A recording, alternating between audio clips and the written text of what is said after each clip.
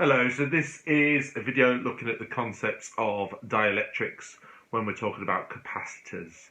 You should have already covered the concept that charge is equal to capacitance times by voltage, and therefore the idea that capacitance is the amount of charge that's stored per unit voltage or potential difference. So looking at the design of a capacitor has got two plates, okay? The electrons flow to one of the plates, making it negative, and the electrons flow off one of the plates, leaving that one as positive. In the centre, in between the plates, you've also got a dielectric, and the idea is the dielectric is there to encourage the electrons to move off one plate onto the other.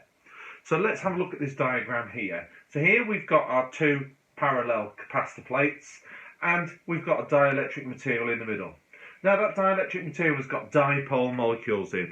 What we mean by that is it's got two poles. So one end is negative and one end is positive. Okay. In terms of the dielectric, you want the molecules in the middle to be polarized. So let's have a look at this capacitor charge in here. We've got the positive plate on the left, and that's because the electrons have left that plate. And we've got the negative plate here, and that's because the electrons have aggregated on that plate. If you have a look at the dielectric here, you've got your negative dipole pointing towards the positive plate because the positive attracts negative, and you've got your positive dipole pointed away. The positive dipoles are pointing at the negative plate.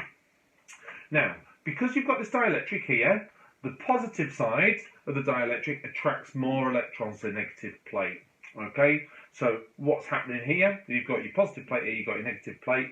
The negative here will repel the negatives and force it off the plate to go that way. The positives here will attract the electrons onto that plate. Examples of dielectrics, you've got wax paper and polythene as well as others. Now, each dielectric has got a permittivity value. Okay, so in terms of the permittivity value, it will differ from material to material. And the way we calculate it is this. Okay, so the charge stored with a dielectric in place is the value Q.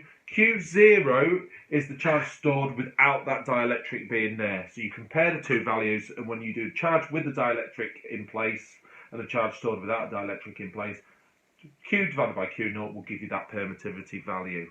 To increase the capacitance, you want that permittivity value to be as high as possible. Okay, so this is epsilon R. It's the relative permittivity of that dielectric. It's also known as dielectric constant. With regards to it being a constant, it's a constant for that material. Okay, so polythene will have a different dielectric constant to that of waxed paper. To increase the amount of capacitance of each capacitor, you can increase the area of the capacitor, you can reduce the distance in between the plates, so you want that to be as small as possible, or you can increase the relative permittivity of the dielectric that's in the middle. So, a decent capacitor with a large capacitor value will have a large area, will have very little space in between the plates, and will have a large dielectric constant.